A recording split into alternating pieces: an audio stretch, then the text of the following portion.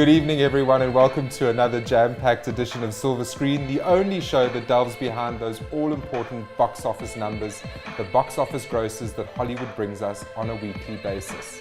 I'm your host, Robert Haynes, and tonight we're focusing once again on the business side of film. With me, as always, is the lovely Ropiwa Madana.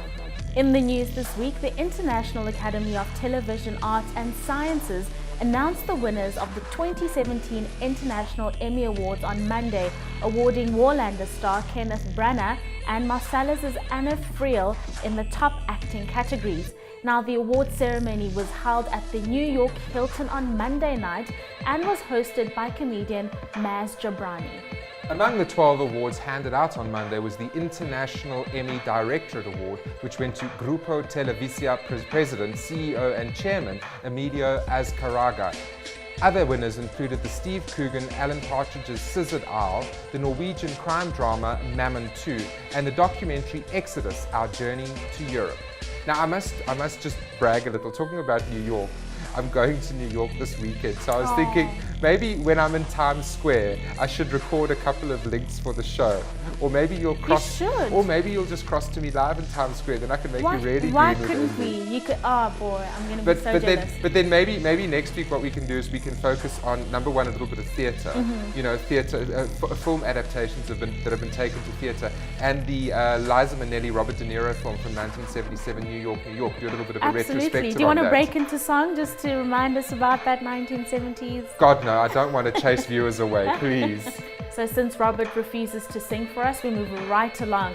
In terms of new releases this week in South Africa, we have a few, just no figures yet, as there are still delays in processing at the local box office. The Man with the Iron Heart looks like an interesting World War II drama carrying an 18 age restriction, so we're assuming it's obviously not for kids, and it's set in 1942 when the Third Reich was at its peak. The Czech resistance in London decides to plan the most ambitious military operation of World War II, Anthropoid. Two young recruits in their late 20s are sent to Prague to assassinate the most ruthless Nazi leader, Reich protector Reinhard Heydrich, head of the SS, the Gestapo, and the architect of the final solution. Now, with excellent reviews, this one does look like a must-watch. Absolutely. I love war films. I love war films I'm looking as well. forward to And this especially World War II. It was such a brutal time period, and people, you know, it's been almost 75 odd years. People have forgotten about just how hectic World War II was. I mean, there was some insane numbers like 150, 160 million people that lost their lives worldwide. And to think that that was only 70 odd years ago. You know, it's scary. It's very scary, so I really look forward to that depiction there. Our country has become so weak. Yes, well, it's not going to change anytime soon. Don't be so sure. There's one man who could change everything. See that man in the picture? That's our leader. He'll be able to save our country. I'm looking for someone to run the new SS intelligence unit. Intelligence requires organization and industry. No one will work harder than me, and no one will be more organized. Power needs men in the shadows, taking care of the most important secrets. Only the best of our people are capable of turning our nation to greatness. You know what the Führer calls him? The man with the iron heart.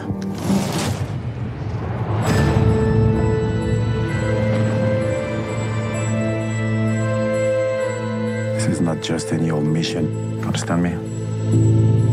Not one high-ranking Nazi official has ever been assassinated. I want to know every move he makes. Heydrich must die.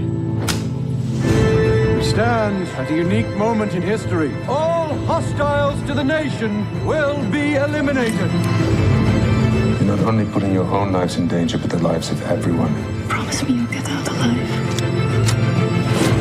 All resistance organizations will be destroyed without mercy. Enough!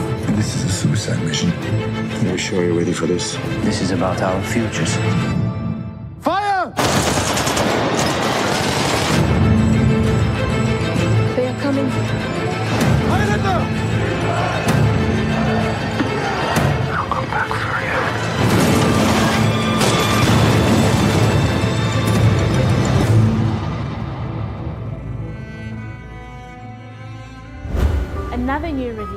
art circuit is Professor Marston and the Wonder Woman, which timelessly enough is the backstory to the creation of Wonder Woman. We follow psychologist William Moulton Marston, who had a polyamorous relationship with his wife as well as his mistress. Now, this led to the creation of his beloved comic book character, Wonder Woman, which in turn led to further controversy. Again, it looks like an interesting spin on a biographical drama. I love that those sort of biographical dramas, those biopics. They're always interesting, and sometimes they say that the truth is stranger than fiction. And oftentimes it is.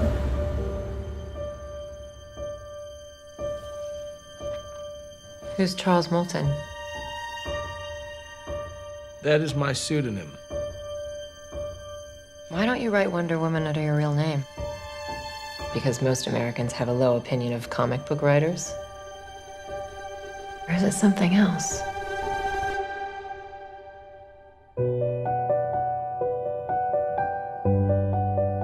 A person is most happy when they are submissive to a loving authority. I want to study her. She'll break your heart. Don't be jealous. I'm your wife, not your jailer. I think you long for an unconventional life. Maybe I just want her because you do. You think it's possible to love two people at the same time? Why not? What is normal? It can never happen. The world won't let it. The world can't stop us. Is this what you really want?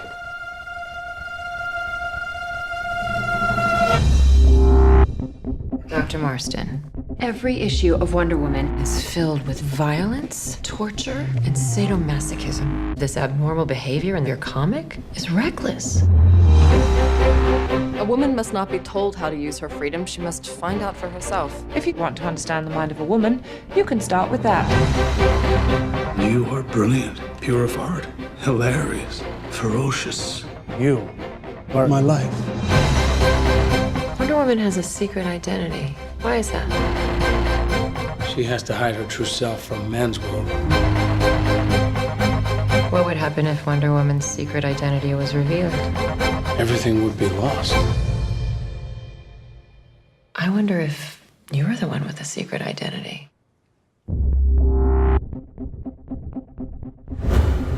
Now, on the local circuit, there's the new Afrikaans film Liewe Kersfeestvader. In the film, a teenage beauty queen is flung into swift adulthood when her father assumes a new identity, Father Christmas. Oy vey. It sounds like it could be fun. I'm not sure. Support local cinema though, and for those of you who don't speak the language, it is subtitled. Now let's take a look at the American box office figures for the last weekend. The figures are courtesy of Box Office Mojo. In 10th place, Jigsaw continues to ransack the box office, cutting up another $1.08 million for a cumulative total of $36.4 million. Now, this isn't exactly a resurrection of the Saw franchise, but the numbers aren't too bad either, considering that the film was only budgeted at $12 million. Not at all. 3 Billboards Outside Ebbing, Missouri swings into 9th place with just 53 screens, making an impressive 20,000 per screen average. It's going to expand in the weeks ahead, so expect the art house crowd to come out for this one. This cast, it's a great ensemble. I'd worked with a lot of them before. They're all just proper actors who care a lot about the script. Cut! One more time, guys. Great. One of Martin's real skills is his casting. And I think that because he writes roles for certain actors, he crafts a performance thinking, how can we challenge them? What would be fun to see them do? How can we torture them? You didn't happen to drill a little hole in the dentist today, did you? Of course not. Huh? I said, of course not. Willoughby is really feeling the heat from what Francis' character's doing, but he has a great sense of humor about things. Dixon, I'm in the middle of my goddamn Easter dinner. Sorry, kids. Woody's mischievous and silly, and he's unconventional, and he's not predictable. He's a very interesting, complicated guy. We see a different side of Woody in this film, to a degree. Can we talk? more of an honest and sadder and realistic character. Woody brought all that integrity and humor to Willoughby.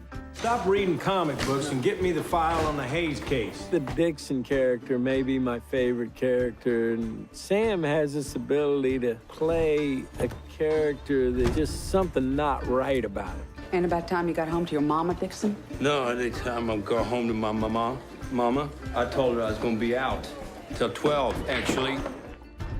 Dixon's kind of like the bastard Edmund in King Lear or something. You know, he's a real angry guy. Sam, he's just such a smart actor.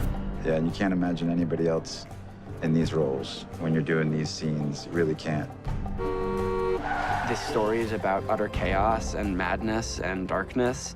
It's a very attractive world to escape into.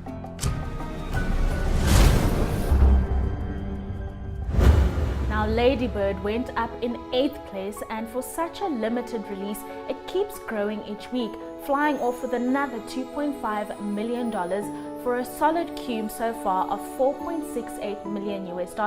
So that's great for a tiny art house film. Okay, so The Bad Mom's Christmas isn't turning out to be so festive after all, as the film dipped 39% to 7th place for a reasonable cum of $51 million. Again, not great for this kind of adult-orientated comedy, but we'll see where it takes us. The Star debuted without much fanfare in 6th. Now, it's a medium-budget animated version of the Nativity story. The film sparkled its way to $9.8 million US off 2,800 screens for a weekish screen average of $3,500 US. For centuries, one story has touched the lives of people across the world. This holiday season, you're invited to discover the story of the first Christmas from an entirely new perspective. Hang on! Cyrus! Down! I expected a left turn 2 deserts ago. These wise guys are lost. That's it. I'm fighting through the rains. From the studio that brought you Miracles from Heaven and Cloudy with a Chance of Meatballs. Stephen Yun, Keegan-Michael Key, Gina Rodriguez, Zachary Levi, Kelly Clarkson, Patricia Heaton, Kristen Chenoweth, Tyler Perry, Tracy Morgan, and Oprah Winfrey. King Herod is up to something. Mary, you're in danger. You need to listen to what I'm about to say extremely carefully. Do you want a belly rub? The Star. You jump out and create a distraction. Hey, here it goes!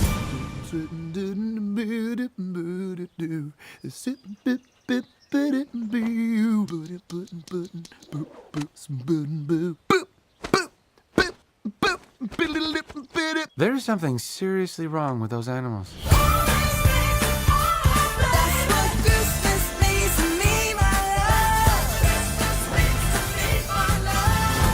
Now expect this star to fizzle out before Christmas. In 5th, Murder on the Orient Express continues to perform fairly well, with its all-star cast falling a rather hefty 51% in its second week to $13.8 million from 2,800 screens for a pretty solid 2-week total of $51 million, just covering the budget. Internationally though, the film is holding very well, with a worldwide cum of $148 million, which clearly means the next Agatha Christie adaptation, which is Death on the Nile, has already been greenlit. Expect it next year. And Daddy's Home 2 arrived in 4th place this week, milking another $14.4 million US from the US box office for a total of $50 million US so far. Again, you know, not great for an all-star cast comedy, but fair play. In 3rd, Thor Ragnarok plummeted in its 3rd week by 62% to 3rd and hammered its way to $21.6 million US from just over 4,000 screens. Listen, it still had a great 3-week total of $247 million at the US box office and a huge international gross of $750 million. So It's not bad. I mean, look, these films are all budgeted over $200 million each, but it's still well on its way to making a healthy, chunk-sized profit. Absolutely, absolutely. Wonder was the real surprise this weekend. Based on the New York Times bestseller Wonder, it tells the incredibly inspiring and heartwarming story of August Pullman, a boy with facial differences who enters 5th grade attending a mainstream elementary school for the first time. You know, this one reminds me of the Cher classic Mask from 1985 with Eric Stoltz. I don't know if you ever saw that. About a boy who was really, really badly disfigured and he had to kind of make his way through high school. Apparently it was based on a true story. My name is Augie Pullman. Next week, I start 5th grade. And since I've never been to real school before, I'm pretty much totally petrified. I'll see you later. Augie, you don't want to walk up with your parents because it's not cool. But you're cool. I know I am, but technically most dads aren't. Neither are these helmets. Dear God, please make them be nice to him. I know I'm not an ordinary 10-year-old kid. I've had 27 surgeries. They've helped me to breathe, to see, to hear without a hearing aid, but none of them have made me look ordinary. The incubator, Bunsen burners. Oh, and this is an eraser. You know what an eraser is, right? Look at his face. I've never seen anything that ugly in my life. If I looked like him, I'd swear I'd put a hood over my face. I know you don't always like it, but I love it. It's my son's face. You are not ugly, Augie. You just have to say that because you're my mom. Because I'm your mom, it counts the most, because I know you the most. Hi. You don't have to do this. I don't know what you're talking about, Augie. You don't have to pretend is all I'm saying. Augie! Okay, I'm really sorry. Why are you sitting here then? Because I want some nice friends for a change. Me too. Who is it that I aspire to be? That is the question that we should be asking ourselves all the time. Hey, Jack, come sit here. In a sec. I'd like to be able to control the weather. That would be your superpower? That sounds pretty lame. What would you do? I'd be invisible. You're the toughest kid in that school. Show them. You can't blend in when you were born to stand out.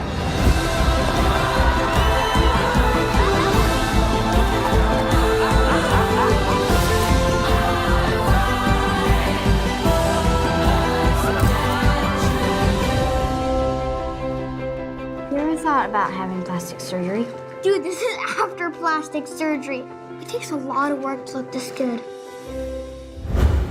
The film is performing very well though, opening in 2nd place to the tune of $27.5 million, and I think it's going to have great legs based on the excellent word of mouth so far, which yet again, it's another winner for Lionsgate. They really... People love these, you know, human interest stories. You say that, Rafi, but recently these kind of human interest dramas have done nothing at the box office. But I think because there's been such an oversaturation of these big budget superhero movies that they're almost they're starting to come back in vogue. It's like audiences want something that kind of makes them feel a bit again, as opposed to just being bedazzled with effect after effect after effect being thrown at them. They're tired of movies being made in computers. They want to see movies made in camera again. Human interest. Human interest, exactly. Exactly. In the top spots, another superhero hodgepodge. This time, it's Justice League. Yes, it opened well, but certainly didn't blow the lid off any records.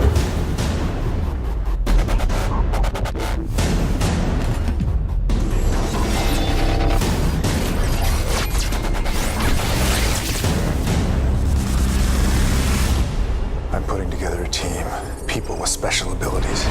I'm building an alliance to defend us. You see, I believe enemies are coming. Stop right there. I'm in.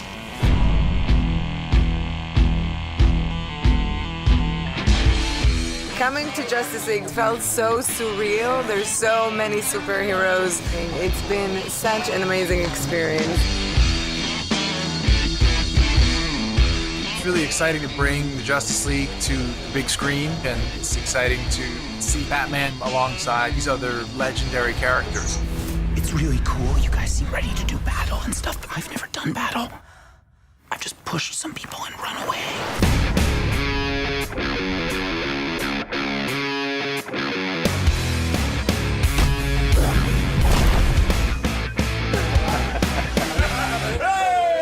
I look around and there's no one else I would ever see in those roles, but I kind of feel like I geek out a little bit.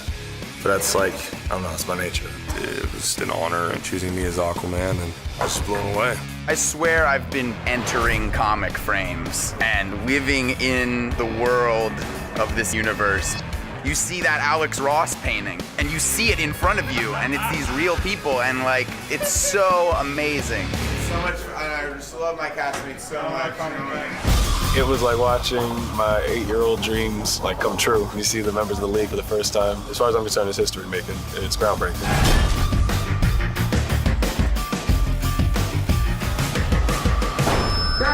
Come together.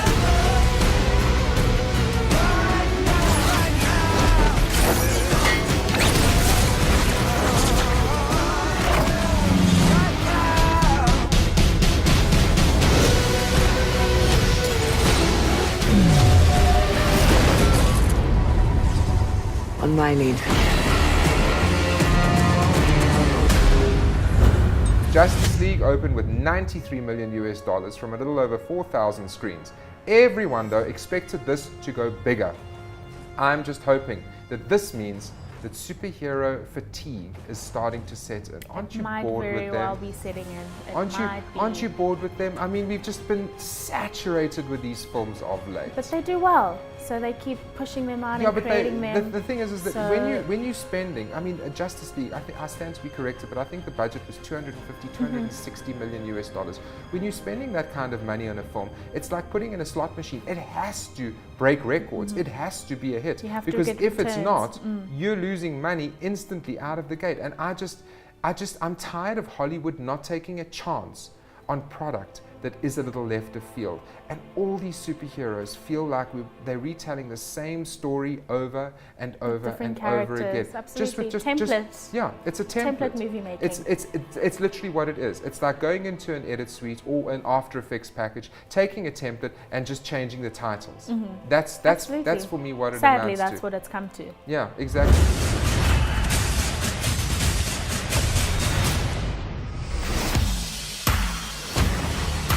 I'm putting together a team. People with special abilities. Stop right there. I'm in. You are? Just like that? Yeah, I need friends. The Flash joins forces with Batman, Wonder Woman, Aquaman, and Cyborg. And in doing so, we become the greatest superhero team ever. Oh, awesome. Let's talk about the dynamic of this group. Never a dull moment. Bruce is actively trying to find these superhumans that he believes are out there. This is the first time after many years that she starts working in a team again to make the world a better place. There's a very interesting team dynamic. Half man, half machine. Cyborg is the perfect combination of technology and the human heart. Aquaman, he comes from two different worlds. He's human and he's Atlantean. Flash has the ability to experience time more slowly. Honestly, I'm having too much fun.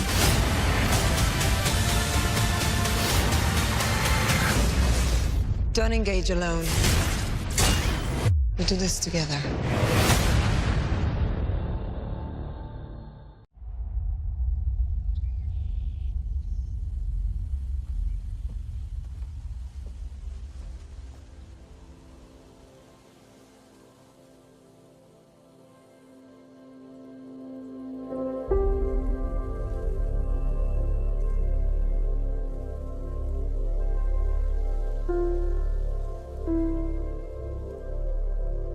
Take that as a yes. What? The ring.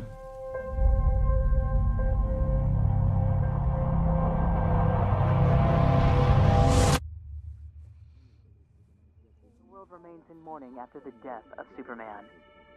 Violence, acts of war, and terrorism are all on the rise. I had a dream. It was the end of the world.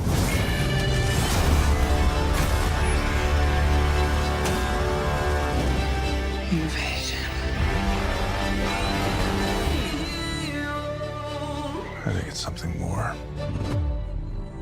something darker.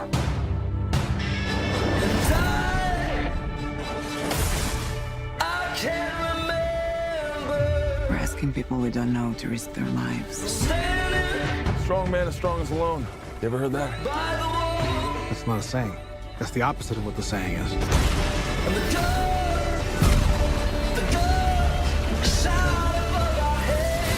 Divided. We are not enough.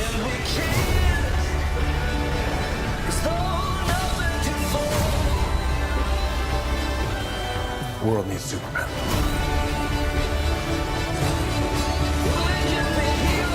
I made him a promise.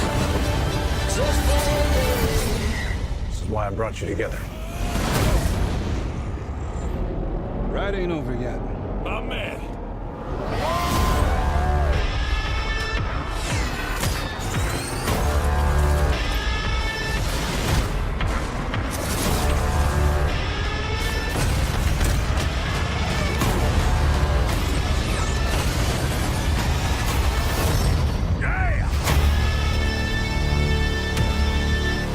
Oh, awesome. As a bat signal, that's your... Oh, sorry. That's your signal. That means we have to go now. Yeah, that's what that means. It's so cool. Did you watch anything interesting this week, by the way? What did I watch that was interesting? No, nothing new, but I finally got to watch Queen of Katwe, which you didn't like very much. Which one? Queen of Katwe. I disliked Queen of Katwe intensely. And I was wondering why. I thought it was a sweet movie, also a biopic. I don't know, I really enjoyed it. It was very, almost very youthful. You see, the problem I had with Queen of Katwe is because it was a Disney film and it had the Disney logo plastered all over it. And Mira Nair, who is a solid director, she's done some decent films in her time, like Salam Bombay and things like that. But the problem with the film was that because it was released by Disney, it felt like a Disney film. It was very twee. I see what you mean. It was very twee. It was very sort of almost sanctimonious in terms of its approach, and it approached the homelessness and the fact that they were all just lucky to be alive. No, those slums are a lot more hardcore than they were portrayed in the film. You're right. The film kind of needed, for me, it needed a little bit more of an edge to it. There was no real edge to the film. And yes, Lupita Nyong'o, who I interviewed for the film, name dropping now, but remember I interviewed her back in the day. It's like she was good in it, but it wasn't a great film. Her role was solid and it was nicely fleshed out, but the film as a whole wasn't great and wasn't a great directorial effort on Mira Nair's part. You're right. It was soft. I actually said to her at the time it felt like a Disney film, and she got quite indignant about it. But I was just being honest, and it was actually a Disney film. You're right. Well, ladies and gents, I think that about wraps it up for tonight's episode. Remember, if you want to share your opinions or your reviews with us, you can tweet us using the hashtag SilverScreen at CNBC Africa, and you can email us silverscreen@abn360.com. To stay abreast of box office and movie news, remember to catch us again next Friday in our new time slot, Rafi, at 6:30. But remember, we also repeat on Sundays still at 7:30. That's right. Yes, 7:30. I almost forgot my own time slot there for a second. From myself, Robert. And myself, Rafiwa. It's ciao for now, and we'll see you at the movies.